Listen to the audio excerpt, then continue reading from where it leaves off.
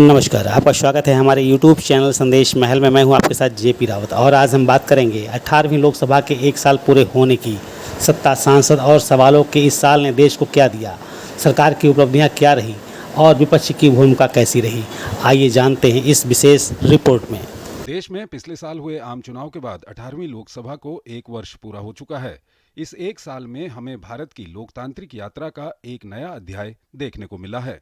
देश की 18वीं लोकसभा में कुल 372 घंटे 36 मिनट की कार्यवाही देखने को मिली है, जिसमें 103% से ज्यादा की रिकॉर्ड प्रोडक्टिविटी दर्ज की गई। बीते 3 अप्रैल को एक ही दिन में शून्यकाल के दौरान 204 मुद्दे उठाए गए, जो लोकसभा के इतिहास का सबसे बड़ा आंकड़ा है। 18वीं लोकसभा में सिर्फ चौथे सत्र तक ही जनहित से जुड़े 24 विधेयक पारित हो चुके हैं, जैसे सामाजिक न्याय को सशक्त करने वाला वक्फ बोर्ड संशोधन विधेयक 2024, आपदा के समय त्वरित और सटीक कार्रवाई हेतु आपदा प्रबंधन संशोधन विधेयक 2024, उड्डयन क्षेत्र में ऐतिहासिक सुधारों के लिए भारतीय वायुयान विधेयक 2024, राष्ट्रीय सुरक्षा को नई मजबूती प्रदान करने हेतु इमिग्रेशन और फॉरेनर्स बिल 2025 आदि।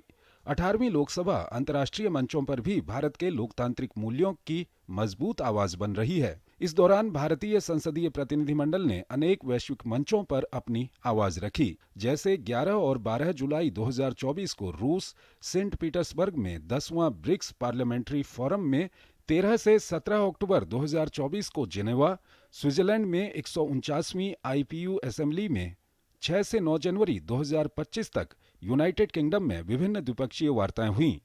साथ ही 10 जनवरी 2025 को ग्वेर्नसे में सीएसपीओसी स्टैंडिंग कमेटी मीटिंग हुई। वहीं 5 से 9 अप्रैल 2025 तक ताशकंद उज्बेकिस्तान में 150वीं आईपीयू असेंबली हुई। 3 से 5 जून 2025 तक ब्रासिलिया ब्राजील में 11वां ब्रिक्स पार्लियामेंट्री फोरम में भारत ने अपनी बात रखी। इन मंचों पर लोकसभा अध्यक्ष ओम बिरला के नेतृत्व में भारतीय प्रतिनिधिमंडल ने विश्व को लोकतंत्र, वैश्विक सहयोग और शांति का मंत्र दिया।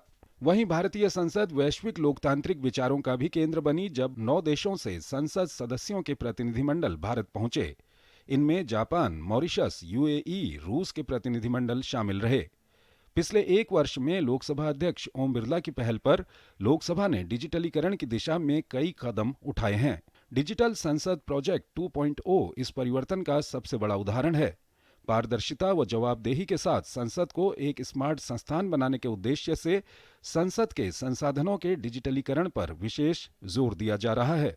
सितंबर 2024 से फरवरी 2025 तक लगभग 8,000 घंटे की ऐतिहासिक ऑडियो वीडियो रिकॉर्डिंग को नए डिजिटल स्वरूप में बदला जा रहा है। संसद की पुरानी कार्यवाहियों और दस्तावेजों को आम नागरिकों के लिए सुलभ बनाया जा रहा है। इसे अधिक प्रभावी बनाने के लिए एआई आधारित सर्च प्रणाली की शुरुआत हुई है। संसद की कार्यशैली को आधुनिक बनाने के लिए सांसदों की डिजिटल उपस्थिति प्रणाली भी शुरू की गई है। 18वीं लोकसभा के तीसरे सत्र से सांसद अब इलेक्ट्रॉनिक टैब से अपनी उपस्थिति दर्ज करते हैं।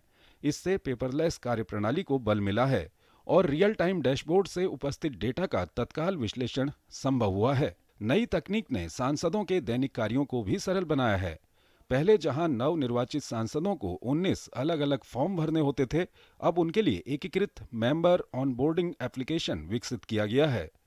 इस प्रक्रिया से न केवल समय की बचत हुई है, बल्कि त्रुटियां भी कम हुई हैं।